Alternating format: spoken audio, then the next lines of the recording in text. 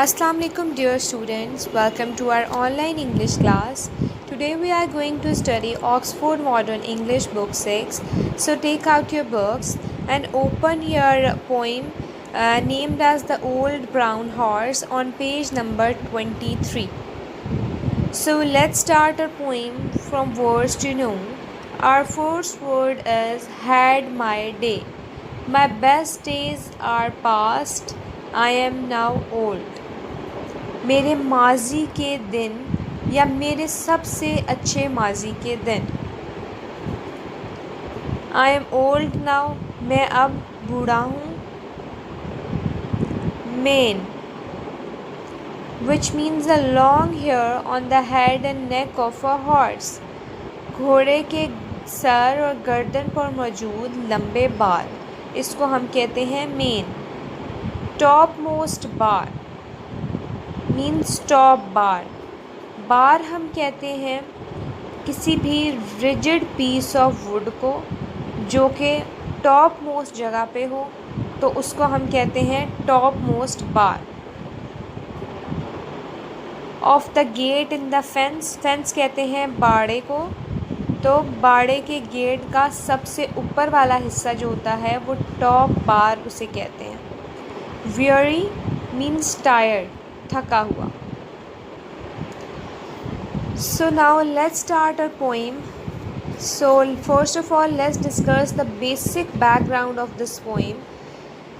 ये poem basically हमारी society के बिटर फैक्ट्स के बारे में बताती है कि जब तक कोई चीज़ अच्छी होती है या ख़ूबसूरत होती है और हमें फ़ायदा देती रहती है, तब तक हम उसकी कदर करते हैं और उसके बाद हम उसे बिल्कुल फेंक देते हैं या नकारा कर देते हैं. इसी तरह इस पोएम में हमें एक ओल्ड ब्राउन हॉर्स के बारे में बताया गया है जिसका जवानी का वक्त बहुत अच्छा था और उसने अपनी जवानी में वो सब चीज़ें एंजॉय की जो एक जवान घोड़ा एंजॉय करता है. लेकिन जैसे जैसे वो बूढ़ा होता गया उसके मालिक का प्यार उससे कम होता गया और उसके मालिक ने उसे इग्नोर करना शुरू कर दिया. The old brown horse looks over the fence in a weary sort of way. Weary कहते हैं थके हुए अंदाज में, तो बूढ़ा घोड़ा बार के ऊपर से देखता है थके हुए अंदाज में. He seems to be saying to all who pass. वो गुज़रने वालों से कहते हुए लगता है कि Well folks, I have had my day. I am simply watching the world go by and nobody seems to mind. कि मेरा अच्छा वक्त गुज़र चुका है और मैं लोगों को अपने पास से गुज़रते देखता हूँ और कोई बुरा मनाता नज़र नहीं आता.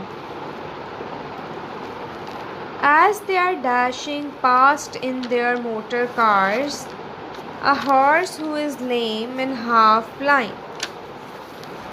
जबकि वो अपनी गाड़ियों में तेज़ी से गुज़र कर जाते हैं. A horse who is lame and half blind means पास से घोड़े के जो कि लंगड़ा और आधा नाबीना है. हाफ ब्लाइंड का मतलब होता है आधा नाबीना. The old brown horse has a shaggy coat. बूढ़े घोड़े के बाल लंबे और उलझे हुए हैं. But once he was young and trim. मगर वो कभी जवान और सेहतमंद था. And he used to trot through the woods and lanes. Trot होता है घोड़े का तेज़ी से चलना, तो यहाँ कह रहे हैं कि और वो तेज़ी से चला करता था और दरख्तों के दरमियान और पगडंडियों के दरमियान जो है वो क्या करता था, तेज़ी से भागता था. ट्रॉट मीन्स तेज़ी से भागता था. With the man who was fond of him, उस आदमी के साथ जो उससे मोहब्बत रखता था. But his master rides in a motor car. लेकिन उसका मालिक मोटर गाड़ी में सवारी करता है. And it makes him feel quite sad when he thinks of the days that used to be and of all the times they had. जब वो सोचता है उन दिनों के बारे में जो हुआ करते थे और उन वक्तों के बारे में जो उन्होंने गुजारे।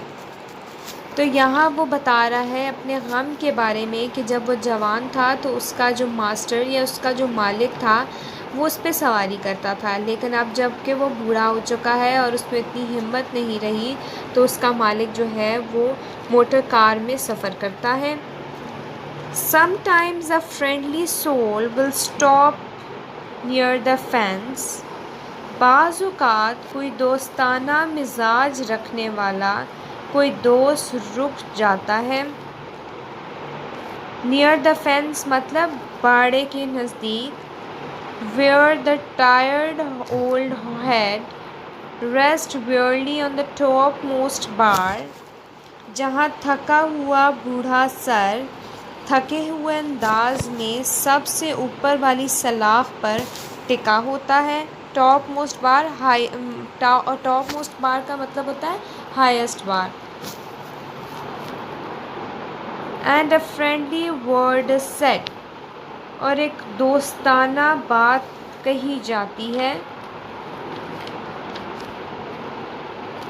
When the old brown horse gives a little sigh, फिर वो बूढ़ा घोड़ा हल्की सी आह भरता है। As he feels the kindly touch, जैसे ही वो एक रहमदिल लम्स को महसूस करता है। Of a hand on his mane or his shaggy coat,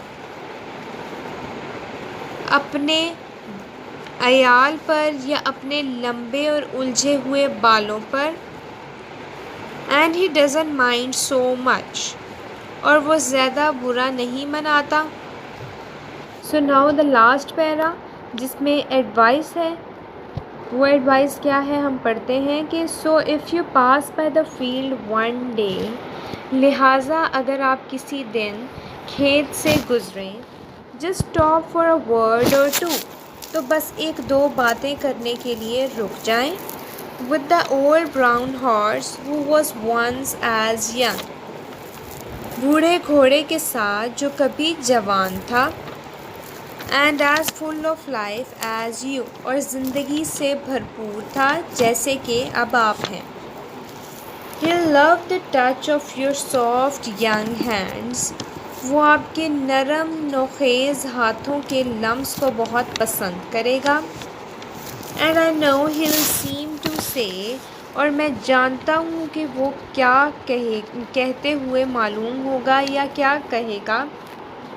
oh thank you friend for the kindly thought, oh तुम्हारा शुक्रिया दोस्त इस मशफ़िकाना सोच पर।